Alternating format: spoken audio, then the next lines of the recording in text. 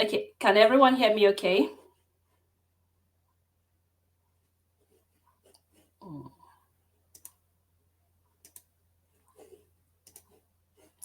Okay, can everyone hear me okay? I guess you can. Okay, awesome. So my name again is Elizabeth Akintonia, the founder of Food Markets, and our goal is to ensure that multicultural food entrepreneurs find the right resources, support, connection, and information they need to thrive in the Australian market. Many of us are from diverse background. We offer amazing food products and services. But then the question is, how do we position our businesses to become visible? How do we find the right funding options, to take our businesses from A to Z? So today, this event by Annabel will be showing you how you can fund your business based on her own experience growing from the scratch. So I'm going to be introducing Annabel to the stage very soon. And before then, I'll be telling you a lot about Annabel. So, Annabel is the co CEO of Food to Soil, a successful Australian biofertilizer company that is dedicated to transforming food coffee waste into valuable soil solutions. And then, alongside with her co CEO, Josie, she has built her business from ground up. And they recently raised hundreds of thousands of dollars through crowdfunding to expand their business operations nationwide. Their products are stocked by major retailers like IGA, Superban, Harris Farm, and the likes of them. So they have achieved a remarkable 10x growth in sales from 2022 to 2023, and they are expanding university trials for global market opportunities. So, who else should be telling you about how to fund your business if not Annabel? Annabel's vision is simple yet powerful. She aims to help solve Australia's food waste problem while supporting farmers and gardeners in growing healthier crops and plants. And beyond her role as a co CEO, Annabel is also passionate about sharing her knowledge and inspiring you and I and the next generation of food and circular economy entrepreneurs. And that is why she is here today to empower entrepreneurs to succeed, just like she and Josie have done. So I will welcome Annabel to the stage. Thanks, Annabel, for joining us today. You have the stage. Thanks, Elizabeth. You're very good at that. You should be a radio host. Oh, really? Thank you. Thank you for having me. I'm not familiar with StreamYard. Is it possible to see the participants or not really? Okay. No, but you can. Normally, they would put the chat in the box. Yep. Okay, everyone, could you please introduce your self in the chat box? Annabelle is curious to meet you. Yeah. Otherwise, I just feel I'm actually just pretending and I'm only just talking to Elizabeth. Yeah, because it's a webinar, it's just usually like that. Like it looks like maybe next time we host a live session. Okay, so Lenny B said she's looking forward to this one. And Mincy from Sydney, Meline from Sydney, and we have Toy. Okay. Oh no, this is different. This is not Halima. This is Annabelle. Sorry. So Meline from Sydney. Okay. Hey. Yep. Toy, Lenny, and Halima is here from NSW Business Bureau. Thanks, Halima, for joining us. We have Bukola from Albury, and we have Laura from Sydney. So who else is in the room? Yeah, we have 10 of us in the room. Yeah, that's great. That gives me a bit of a feel for the room. So I discussed with Elizabeth that I'd like this to be as integrated as possible. So if please keep the questions coming through and I'll respond to them as we go.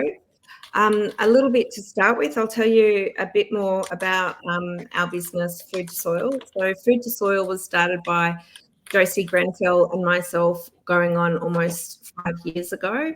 It's a business that diverts primary missions are to divert food waste from landfill and to improve Australian soils. So basically what we're doing is taking food waste and cycling those nutrients back into our food growing systems, which just makes sense. It's not as simple as you would think, because there's issues like contamination and there's a lot of logistics involved that need to be overcome. So manufacturing is always going to be harder than on-selling something or doing something with IT. In saying that, so Joyce and I have been working together for 5 years. As Elizabeth said, we've done it from the ground up. I'm wondering if at this point, Elizabeth, did you want to show that video? Because that sort of helps gives a really good overview of what food to soil is. All right, Thanks. 1 minute. Yeah. It's just On the way to work every day for the last 15 years, I have driven past the landfill site in the ACT. Underneath it is just piles and piles of rubbish. We've robbed nature and we're just adding more crap into the world. We really believe that something positive needs to be done to divert food waste from landfill and to improve Australian soils. Most fertilisers that you're going to buy, they're an NPK blend, which means they're purely chemical. Sometimes that can be okay, but what Australian soils really need is microbial life, and they're products which are quickly becoming the next gen of fertilisers. Food to soil is a biologically alive fertiliser, and biologically we mean that it is full of live microbes. The dietitian in me likes to say it's like kombucha, but for plants and soil. Food to soil takes commercial food and coffee waste, and we ferment it into a really rich, microbially alive and concentrated product.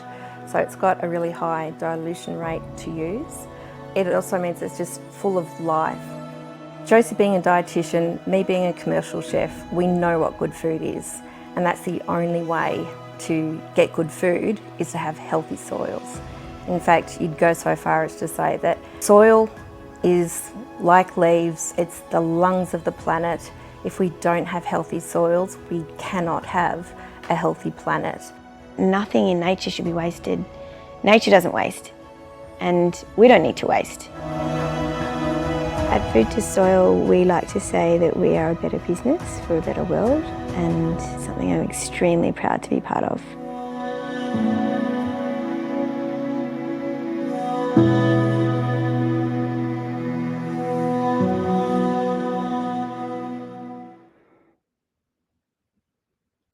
Okay, thanks everyone.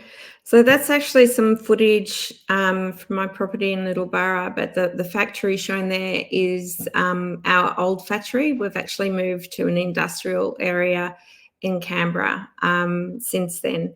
I'll explain a little bit about that as we go on. So a little bit about us. So Josie's background, as I said in the video, is in dietetics. So she's been in the health industry for a really long time. I worked as a commercial chef a long time ago. Funnily enough, we both had a passion for waste avoidance and for giving back to the earth, and we're real waste not want-notters. And so essentially we started this business when we met each other with the aim, as I said before, of diverting food waste and creating a product that grew really exceptionally healthy plants within Australia. It also became evident that Australia needed to have better access to homegrown products, and included in that is fertilizers for farmers. This was really emphasized during the COVID pandemic when there was a lot of supply chain issues. So initially we started off in Josie's auntie's garage. In fact, even predating that, I did a lot of testing at my place at home. We either moved from my backyard to Josie's auntie's garage, and we were there for a year and a half. Then we moved to the place which you saw, which is essentially a renovated sheep yard. And so we had things like no power, no running water, no toilets. And we had to, if we wanted electricity, which you do, we had to use a generator. We had to go to the toilet outside, all those sorts of things that you do when you're a startup. And I use the term startup a lot.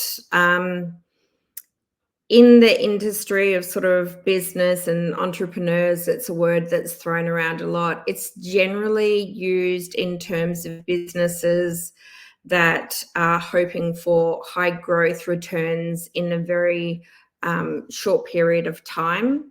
And it also generally means that they haven't received a lot of funding. They haven't started off as like a subsidiary of some really big company like, say, Microsoft. So we're what's called a bootstrapped startup. And bootstrapped means that Josie and I have put our own blood, sweat and tears, so sweat equity. We've also put in some of our own money, and we don't have any loans. So that means we grew incrementally with the business, but we're now at a stage after going through different periods where we're trying to grow at a much more rapid pace. But to do that, we literally had to go from backyard to garage to converted sheep yard, and we're now at an industrial area in Hume in ACT. But to get there, we actually produced that video as part of a crowdfunding campaign. I'll do a step back though. So when we were at Freshford, which is where we were in the country in that video, we got what was called a minimum viable product grant. That was through the government, and that was match funding. So essentially, they put in $25,000 for us to develop what's called a minimum viable product, or MVP, and we also had to match funding to receive that. So overall, we had $50,000 to develop a product. So we did that there. I can see a question here from Lenny. How many years did it take from starting to now, or from bootstrap startup to be self-sustainable? For us, it's taken 5 years, and it's still growing. But we did it really, really, really slowly. Like, that's including literally doing things in milk containers and stuff like that. We've actually been only producing commercially since the start of the year. If you're an IT business, anything to do with software can 10x its returns within 1 year easily if they get off the ground.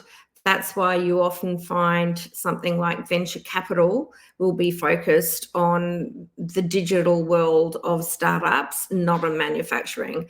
Most manufacturing businesses are not suitable for VC funding, that's venture capitalism, for those reasons. So we got the minimum viable product grant. We also, another thing that is really important is to understand that if you're doing anything to do with technology or innovation, as our product is we're able to claim the research and development grant, or not, it's not a grant, tax incentive. During COVID, there was an extra incentive, and so for every $1 we spent, we got on research and development, we got 47 cents back. So say if we get $10,000 in wages to ourselves, we could claim $4,700 back in tax from the government. That's been reduced post-COVID, but R&D tax incentives or tax deductions are still a very worthwhile thing looking at if your business is at all innovative. And for that, though, are much better off having a specialist tax accountant. So it all adds up. Okay, so we went from tiny to not so tiny to where we are now. And where we are now, we were able to get there because we had gone through all the hard yards of doing our audience exploration. So to do that, not only did we develop products and give to friends and family, we did a lot of markets. We did a lot of information sessions. So because I come from a background of permaculture and self-sustainability on the property, we also took what we were doing and gave discussions on composting and all sorts of things to try and generate a way of getting feedback on whether our product was something that would be of value to the market. So developing market fit is incredibly important. I remember someone said to me, it's really important not to fall in love with your product, because you don't want to pursue the commercialization of that product at any expense. You want to be able to, if you're going to fail quickly, so you haven't put too many years and too much money into seeing it fail. So there is a lot of merit in the whole, if you're going to fail quickly approach. How much, sorry, here's a question from LC. How much did you have to spend to claim the research and development tax incentive? I think it's $20,000. Yep. So love what you're doing, but don't fall in love with it at the cost of all else. I think that's really, really, really, really important, because if you don't have enough passion to see it forward, enough motivation, you won't do it, you won't succeed. But you can't be so crazy about it that you don't know when to stop. And I think it's an incredible, in fact, Elizabeth, you might be able to Google this one. There's an incredible percentage of failure for startups or new businesses in Australia. It's not just Australia-wide, it's a global occurrence, but it's very high. So if you've still been running after a couple of years in small business with a new product, you're doing very, very well. I'm lucky. I have Josie and Josie has me. We weren't actually close friends before we started this, but we've certainly become close friends.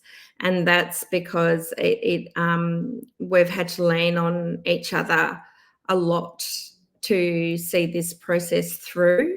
It's very hard work. I think it's obviously possible to start up a business by yourself, but you're going to have those sort of scaffolding support systems around you, whether that's strong family connections or partner connections or business scaffolding. Doesn't matter what it is, but you will need it in some way or another. There you go. 1 in 3 new small businesses in Australia fail in the first year of operation. 2 out of 4 by the end of the second year, and 3 out of 4 by the 5th year. Yeah, that's pretty grim. And that would actually be experience, because we've been around for a while now. We've connected with a lot of other small businesses and startups, either through just networking or through accelerator programs. And most of them just aren't around anymore. And they were often people that had brilliant ideas, were really intelligent, but for one reason or another, it didn't work out for them. So I would very strongly encourage people to work out their market fit. If there isn't a good enough market fit, then stop. And if you don't have scaffolding to see it through, also stop. But if you can tick off a few of those things and go, yep, I've got this and I love what I'm doing, by all means go for it, for it's incredibly rewarding. I feel that not only have Josie and I created a business that is great for the environment, we both really wanted to be able to prove that there could be a business that had an environmental focus that could be successful. As Elizabeth said in the intro, we do consider ourselves a better business for a better world. And that's very, very, very deliberate. And there should be more businesses like it. To do that, we've got what's called B Corp certification. You should probably all look at it if you're serious about your businesses. It is a globally recognised set of certification that means that you are a better business for a better world, for coming from the product that you create to how you create it, to how you hire staff, and also even the way you do your banking. So it's also much easier to get that B Corp accreditation at the start of your journey than try and retrofit it to your business. But it's certainly something worth thinking about if you're interested in that side of things. I'd love to know a bit of a canvas of how many businesses are trying to get new products onto the market.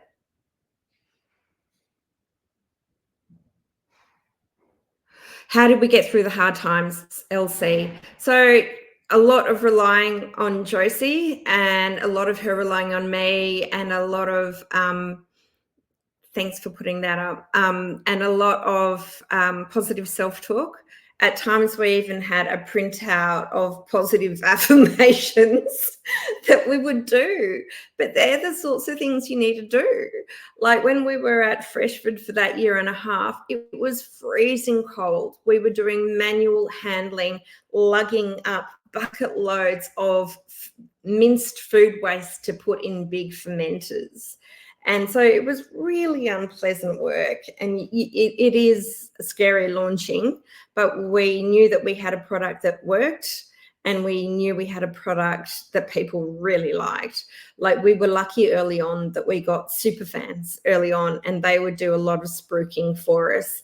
And that gave us a lot of belief in our product, which was really terrific.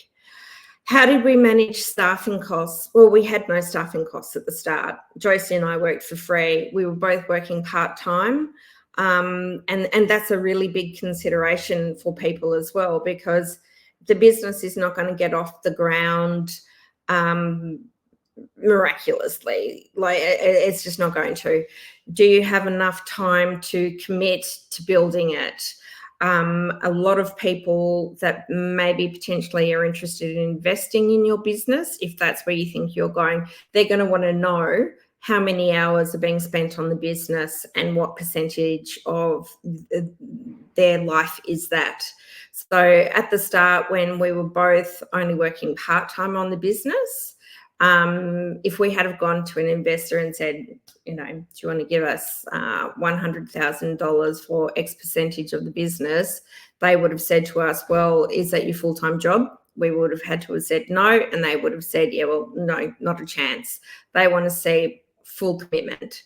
So we had to go and put in a lot of free time. That meant that we had to rely on our partners' incomes a lot more than either Josie or myself would have liked, but we were able to do that. I feel like I'm a bit all over the place because I'm also looking at comments and I'm trying to keep up a narrative of the story. So if I miss anything, please just ask it back in the question bit and I'll try and get back to it. So staffing costs, I can't hear you, Elizabeth. Would you like me to wait till the end of your talk before bringing up questions, or you're happy to go? I'm really happy to keep on doing them because it does make it interactive. I'm just a bit wary that I'm trying to do a kind of like a linear story of our journey, and my brain is going all over the place. So if I go off track, feel free to put me back on track. All right, that's fine. Okay. It's probably more relevant to talk about staffing costs where we are at now.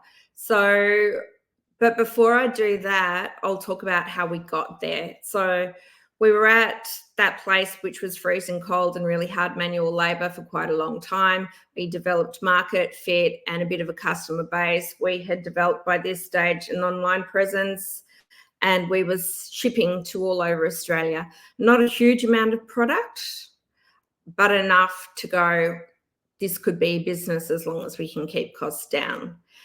We got to the point where it was either we needed to change premises to a better facility that had all the bits and pieces that we needed, or to back out. And so we decided that we wanted to move to a better facility.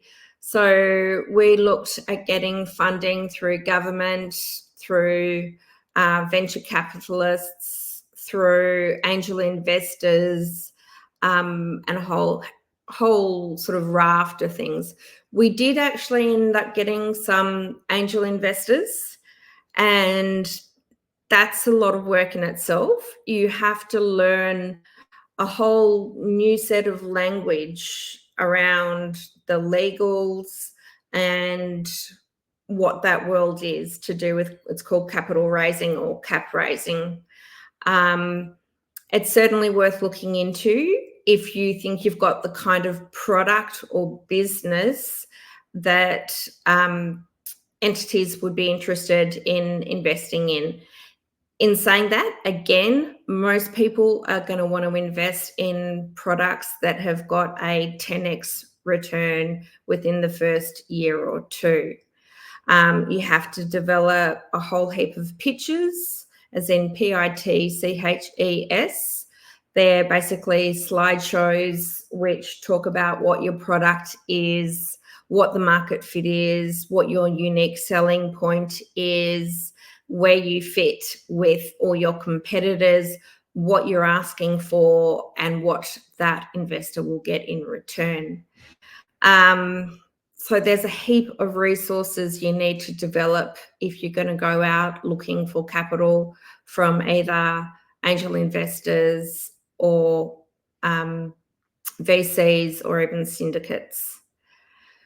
Probably in the early on stages, you're better off looking at government and council for small amounts of funding and growing from there. The business accreditation that we mentioned is B Corp. That's just B space, what's that, underscore corp, CORP. It's a good program. So our business had been going for 2.5, 3 years before we really decided we needed that extra bit of funding, and we got that angel investment. And so that angel investment was enough to get us into the industrial site where we're at now, and some of the equipment, and to cover some staffing costs. So we were able to continue selling product on our website while we were setting up that facility. And at the same time, we were also generating all the resources we needed to do our next round of funding that was through a crowdfunding equity platform called Swarmer. There's lots of ones out there. The best known one is probably in Australia is probably one called Birchall's, BIRCHALS.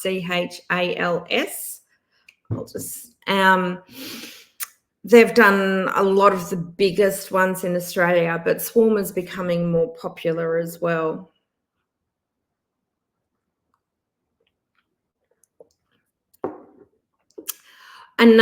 So what are angel investors? So angel investors are people that don't necessarily have to be multi-millionaires or billionaires that are interested in investing in high risk businesses like Food to Soil or like your own. And they're called high risk because they're not established. You don't have a steady growth line going like this from 5 years previous, so you can sort of confidently project that in 5 years' time, the return's going to be Z. That's why a startup is called a high risk investment. So there's something also called sophisticated investors. I'll just type that in.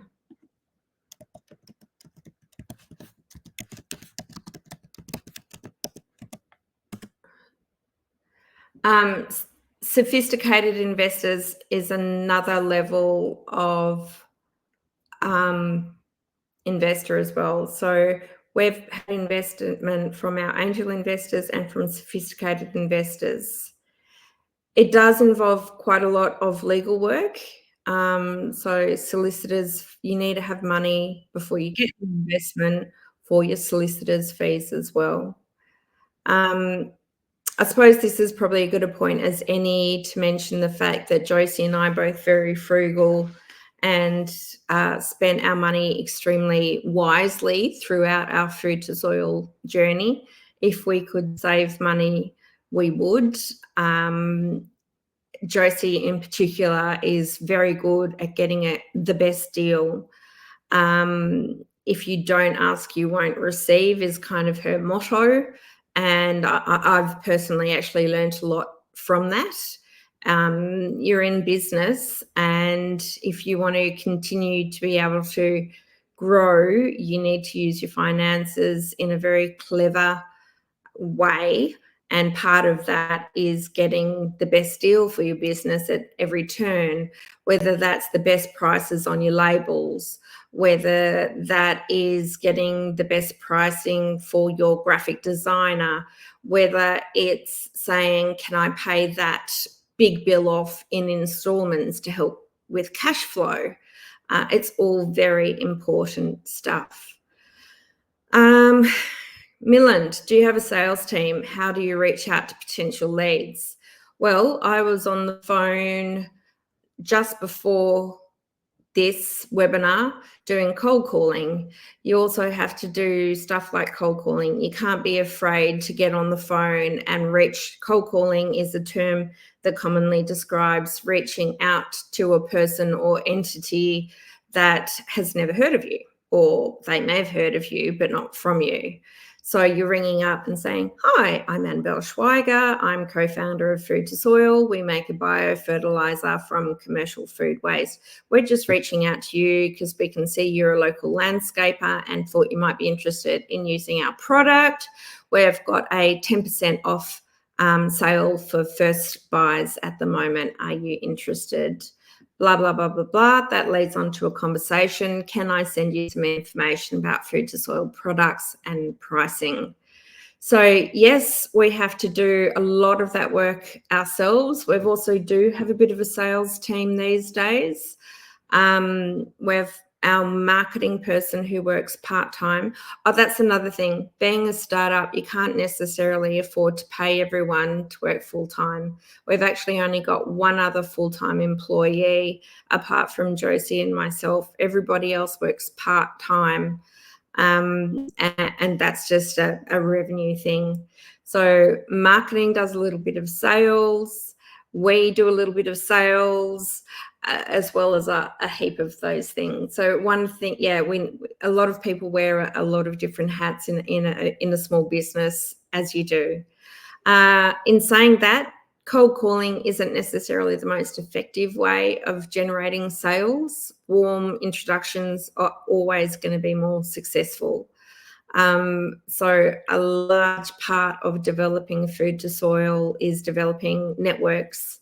So for us, it's reaching out to companies that sell seeds, other companies that grow turf, that nurseries, maintenance businesses that do big things like university maintenance. So it's sort of like this, you really got to look at things at a really macro level, but then at a really micro level as well.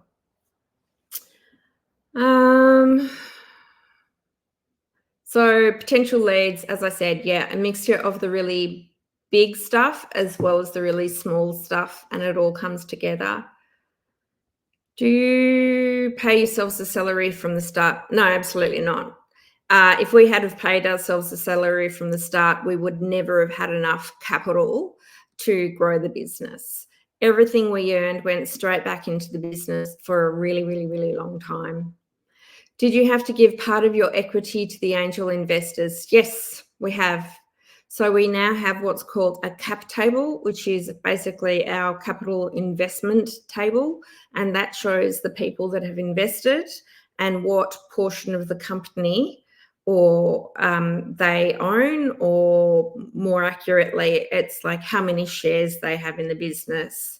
So roughly at the moment, Josie and I have about 40% of the business each, and then the rest is owned by angel investors and our investors from the crowdfunding platform.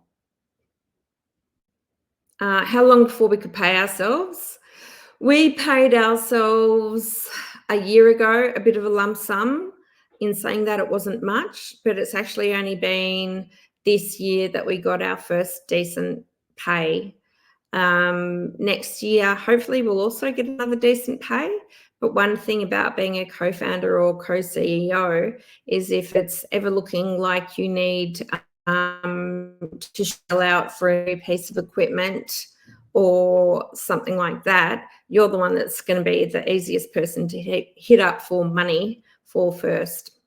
So yeah, if you're wanting a steady salary, best not to go into the entrepreneurial journey unless you know it's a real sure thing.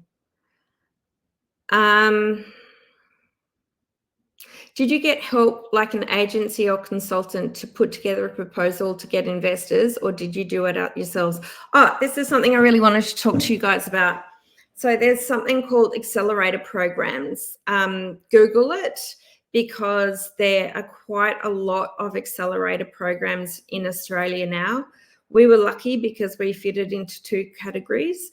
One was the circular economy category. The other was, actually three really, sustainability and also agriculture. So all of those sectors run what are called accelerator programs to get startup businesses from that embryonic stage when it's just an idea to an actual business, and they can provide different resources. Some of them focus on getting investment for you, and others focus on, say, growing your business plan, developing your go-to-market strategy, and so on and so forth. So I would strongly suggest a couple of things. One, if you're serious about your business, check out if you can be part of an accelerator program. Secondly, also, if you haven't already heard of Grant Guru, check it out and subscribe. They're probably Australia's best. I'll just put the address into copy.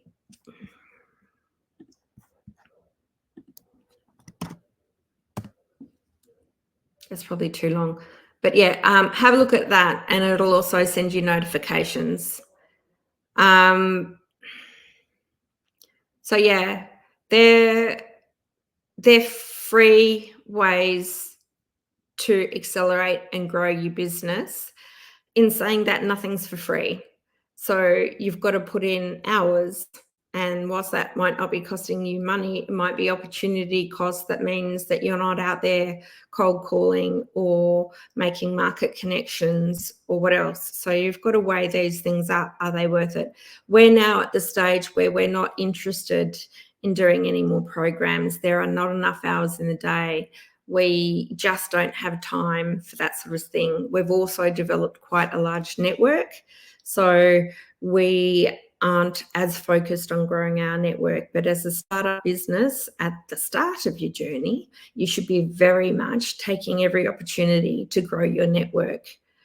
I'm sure you're aware that when you're growing your network, it's a matter of, yes, you're taking from other people, as in the help that they're offering you, but you're also helping them just as much as they're helping you. At least that should be the aim. And I think that's a really ethical way to do it. We always try and help other businesses or people when and where we can. Kate, I'm not sure quite what is that a question, or you're just giving a better link? Yeah, you are. Sorry, my link was a shocker.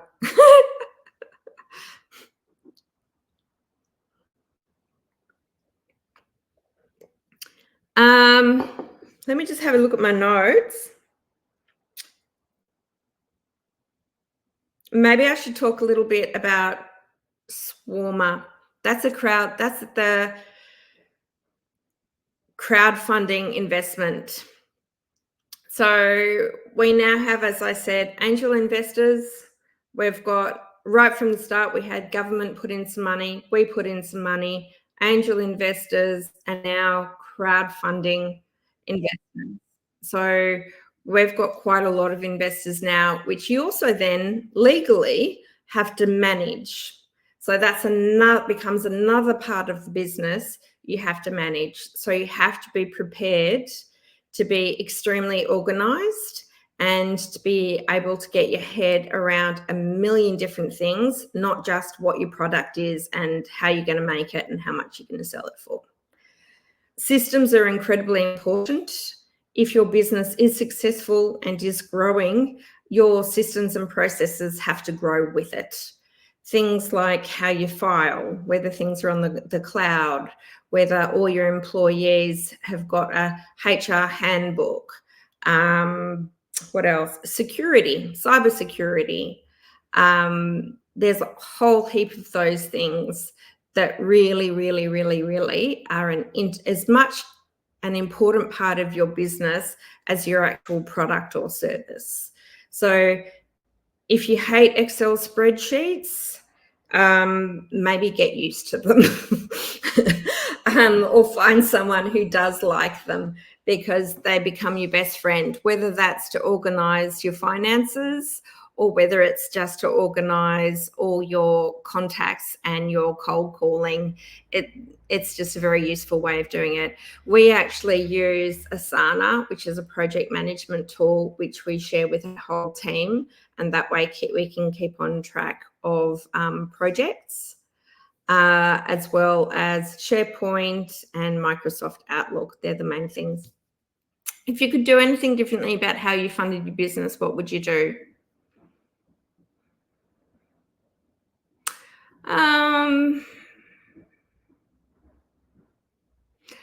That's a hard one. We probably would have gone out and done the crowdfunding campaign earlier, saved ourselves a bit of hardship.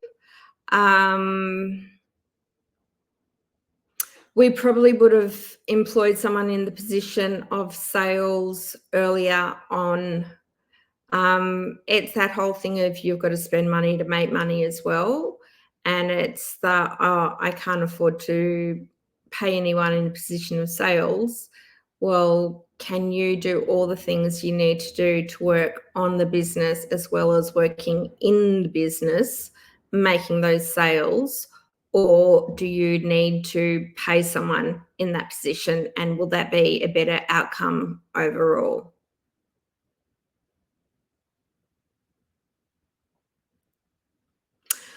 You're right. Investors do look for high profit businesses. They really want to see that accelerated growth. They want to see it going from 10K to 100K in a year, and from 100K and so on and so on.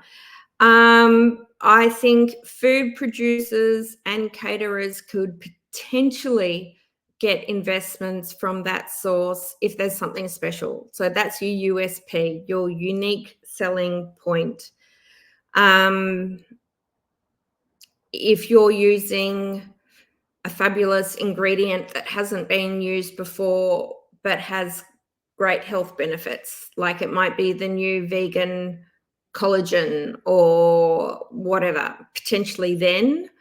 Or if it is like a social enterprise business focused at doing something particularly meaningful, that's the other thing. Oh, that's a really good point. If you do feel that your business is more a social enterprise or is the kind of business that would garner great public support, a crowdfunding opportunity is probably quite suitable for you. So it's not all bad news if you're not going to be VC investable. It often means that you're a good fit to be crowdfunded.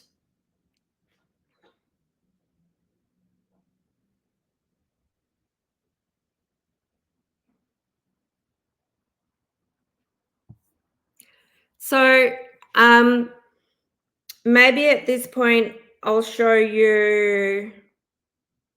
Oh, Elizabeth, do you want to show our website and just do a bit of a click through to give a bit of an idea about that? And I will relate it back to the crowdfunding. Okay, just 1 minute.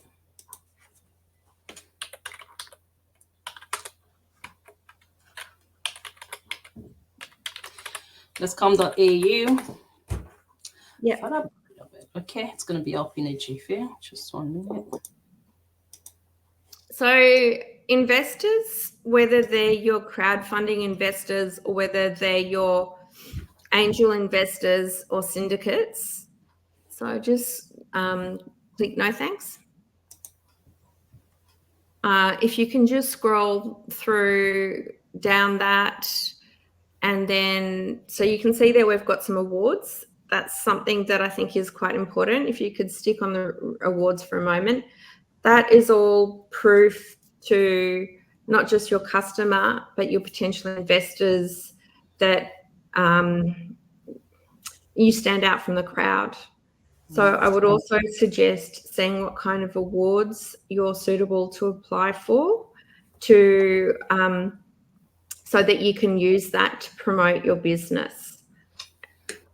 It can be a bit hard to put yourself forward like that, but it's not for you, it's for your business, and it's something that's really helpful to your business. So if you could go to the shop, so top right tab, yeah. So if you have scroll down to the packaging, yeah, so just scroll up a little bit,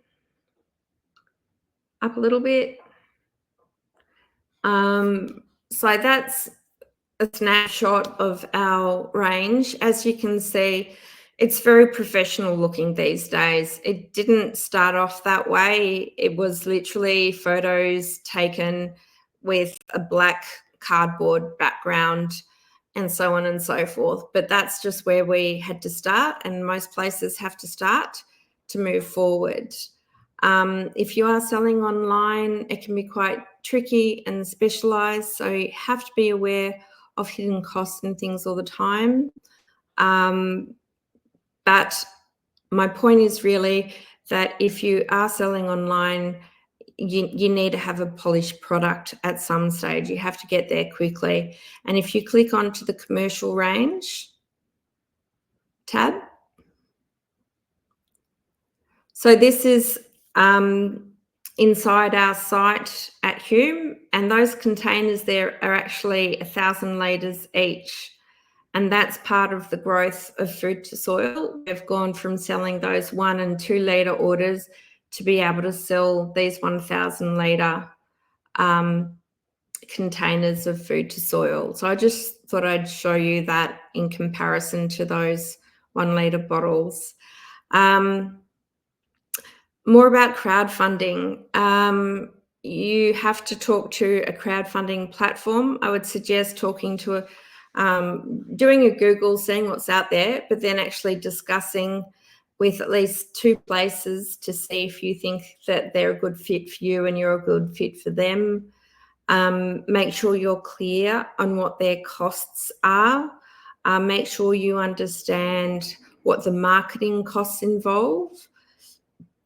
Industry is changing all the time, and what used to be part of the package isn't necessarily part of the package anymore, and they might expect you to pay for that out of your own pocket. So just be really clear that you understand everything you need to do in order to get that crowdfunding campaign to completion. Like all things, it's not money for free. You put in a huge amount of time and effort, and in the case of crowdfunding, also money, because you need to pay upfront for your marketing costs. It's essentially run through social media. So that means that you're having to pay for Meta ads, and the more money you spend, the wider reach you have. So you need to have a suitable budget before you can even consider doing a crowdfunding campaign. I would suggest we got, I think, 425,000, and we, I think, spent about $60,000 to get that. But then there's the ongoing costs of managing our investors and so on and so forth as well. So you do need to take those sorts of things into consideration. And thank you, LC. We are very proud, and hope that it can be a little bit inspiring for others as well. I'd love to know a bit about your businesses. Is there anything in particular to do with your products or services you want to ask me about?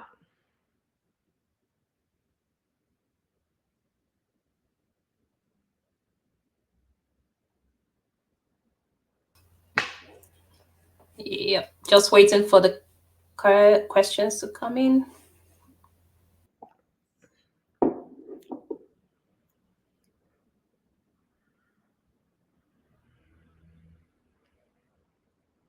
No questions.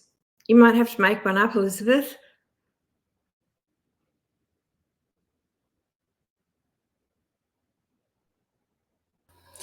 Well, for me, I think this is eye-opening. Like, I never used to take awards so seriously, to be honest.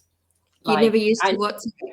take awards, like Yeah. business awards, so seriously. I see them all the time, but I'm like, you spend all these long hours trying to answer some questions here and there. But I think right now I should, to be honest. Yeah. Okay, Elsie says she does condiments.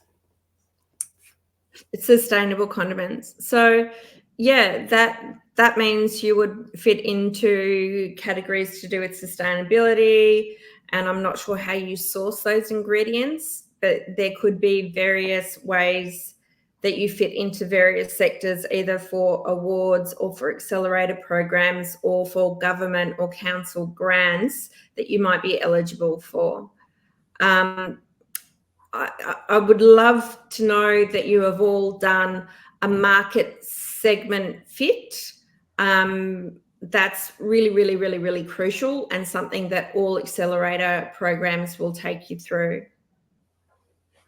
Trying to make products from it. Yeah, that's it's a continuation. She said condiments for me, but sustainable, trying to make products from it.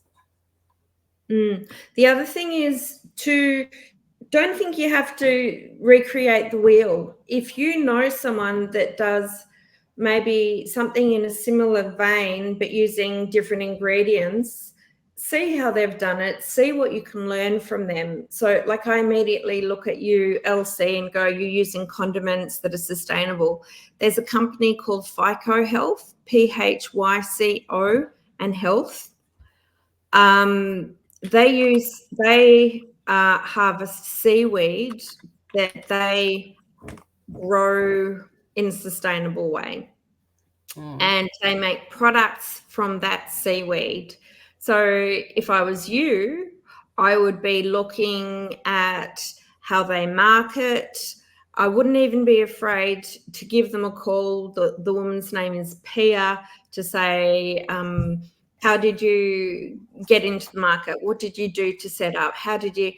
We did it. We're a biofertilizer company. We actually rang up Nutrisoil, that is a worm juice company, and talked to them. And, some people are just going to say, talk to the hand, I don't want to know you. But there's a lot of people out there like ourselves, like Nutrisoil, that actually want to progress their field, and so are happy for there to be new products out there, for example, that are using sustainable products or byproducts. That's an important one. I think Nifemi mentioned something like that in her earlier session. That's collaborating with other businesses, even if they look like your competitors. Basically, you can learn one or two things from them.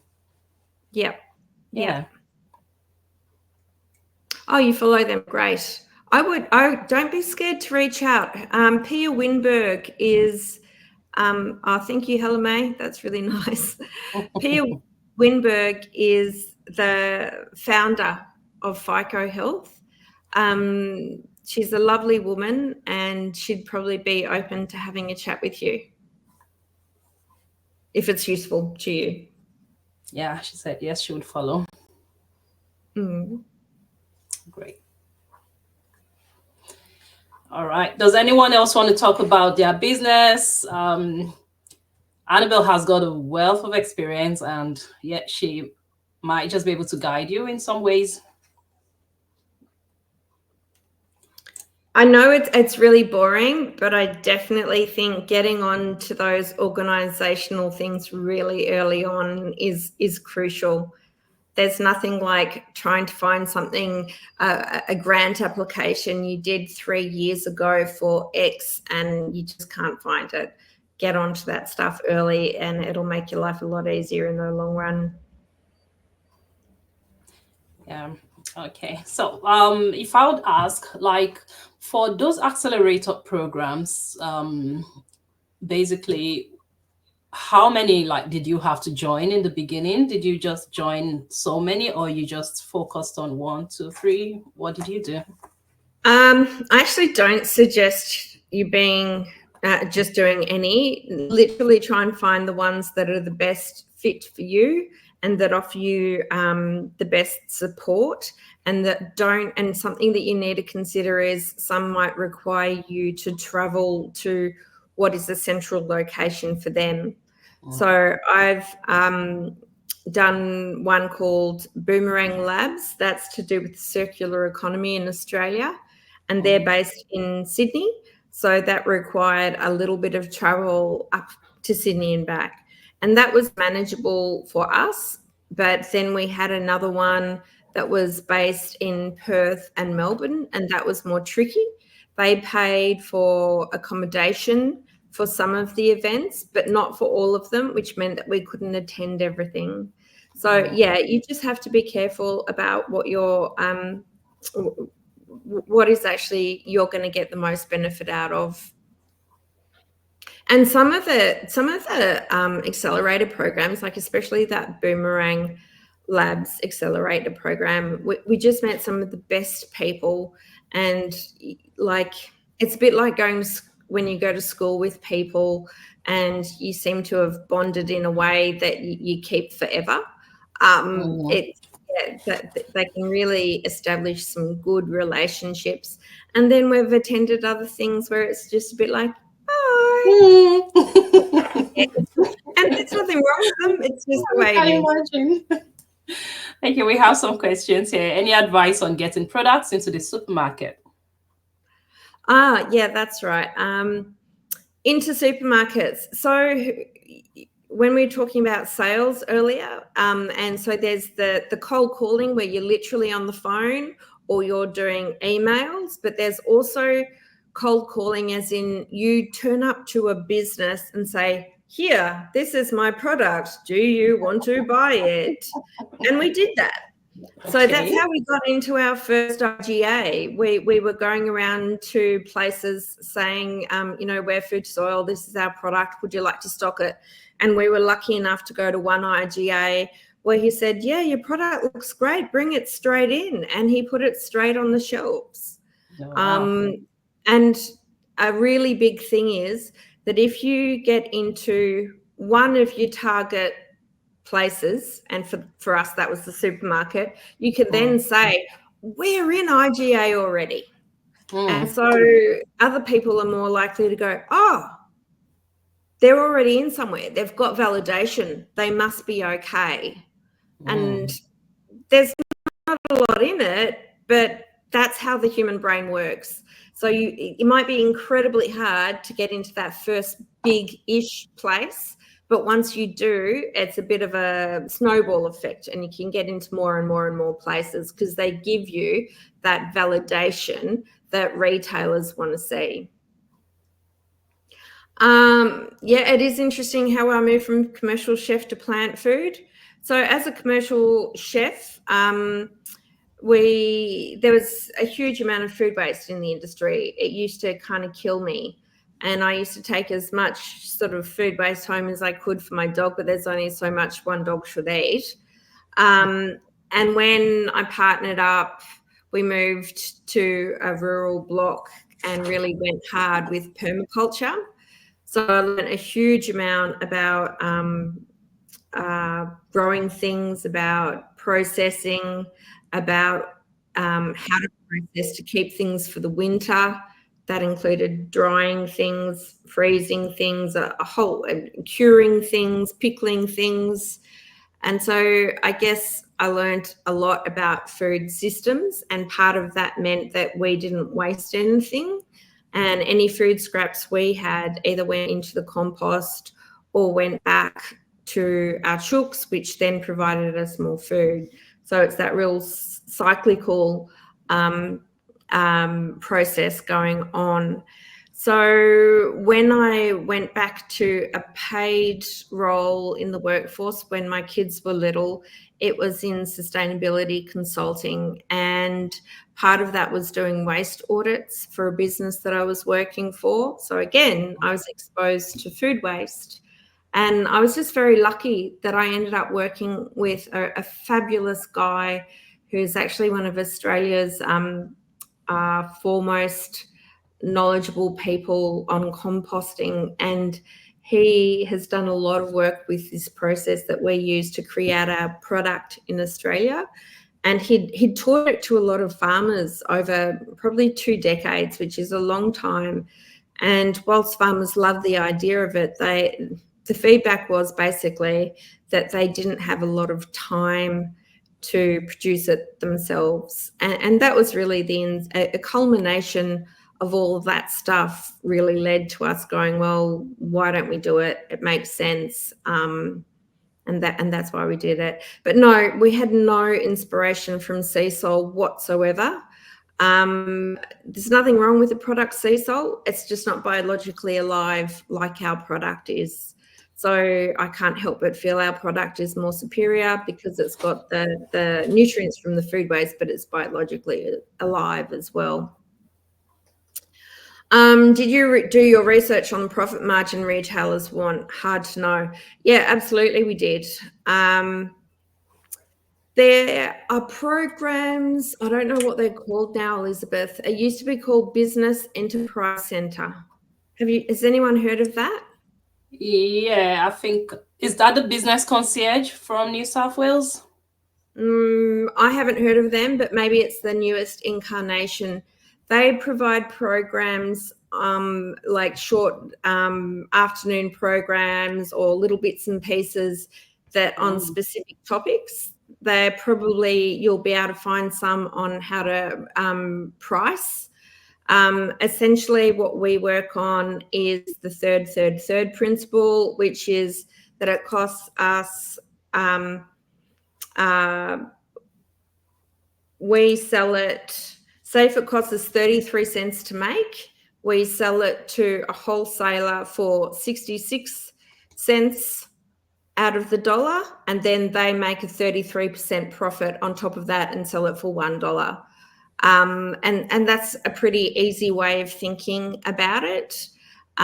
We have found that some retailers put the price up themselves because it is a recommended retail price. It's not something we can enforce. It's not, when you say, or is it a matter of telling them how much you're willing to give them? I'm not sure if I understand what you mean. It's a continuation. So the first one is, did you do your research on profit margin retailers want? Had to know. Or is it a matter of telling them how much you're willing to give them? I've got it. Yeah, basically the latter. If you say to someone, do you want 10% or 20% of the profit, they're always going to say 20%. So you just tell them what is acceptable for you, and they will either accept it or not. And you need to work out what actually is acceptable for you. Like, you'll probably have a margin. So we're in discussions with one of the bigger producers of fertilizers in Australia at the moment, and we're probably going to develop a product in combination with them. So there will be a lot of toing and froing about what our margin is going to end up looking like. And we just need to work out what actually is acceptable to us. No point entering into an agreement with anybody unless you're going to get out what you want. A good example of that is about 2 years ago, we were approached by another big company that said, can you deliver us 20 tons of your product every year? If so, if the answer is yes, we'd like to buy it from you, but we want to rebrand it and we want to buy it from you then less than wholesale price.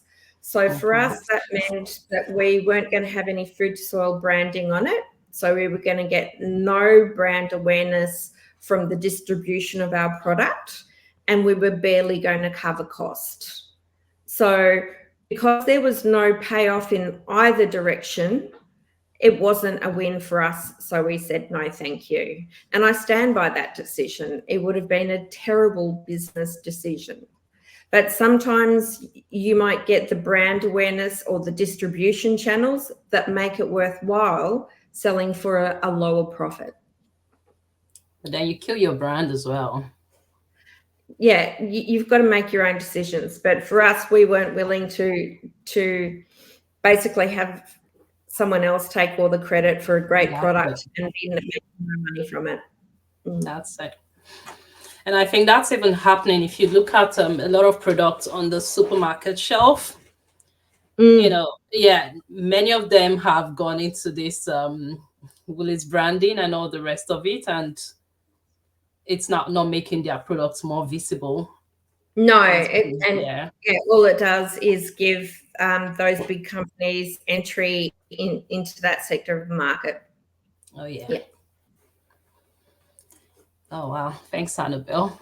Does anyone have any more questions? Otherwise, we're happy to call it a day from here or to pass on some other announcements. Laura from Sydney. Okay, no. Okay. Elsie saying thank you. My pleasure. All right. So, okay. So I'll thank you, Annabel. Thank you so much. Just 1 minute. All right. So thank you, everyone, for attending this session. I hope you found it very meaningful and would like you to leave your feedback. I'll bring up the feedback form. Just 1 minute. Where are you? So the NSW Small Business Commissioner would like to have your feedback on how this event went. So all you need to do is to scan the barcode, the QR code on your screen. And yeah, oh, sorry, I've got a question coming in. Okay, let me put this up.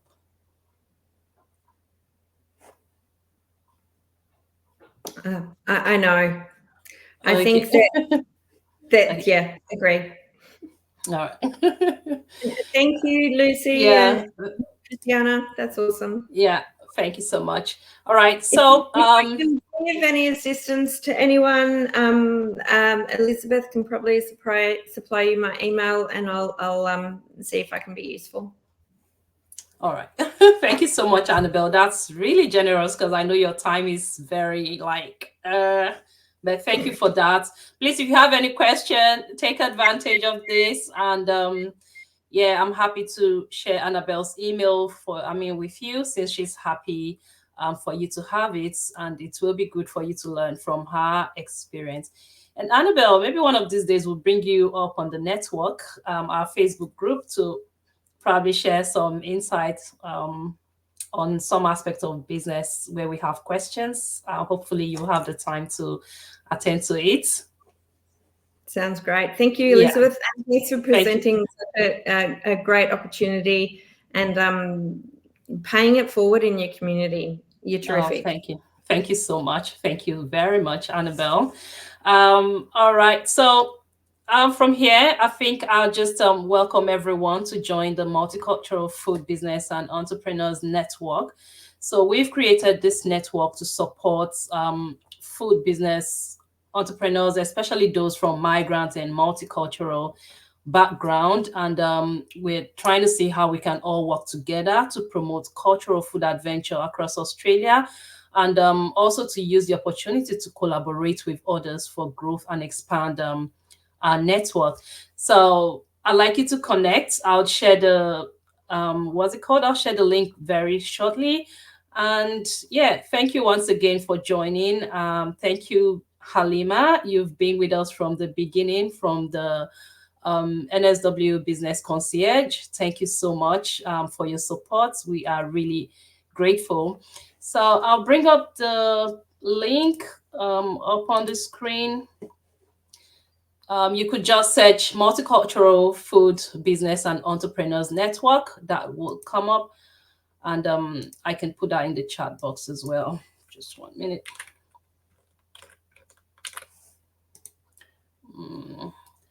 So please don't forget to leave your feedback. That will be very useful. All right. Thank you, everyone. So happy that you're here. Do have an amazing day. Thank you. Thank you. Thank you so much. So I'd love to see your feedback.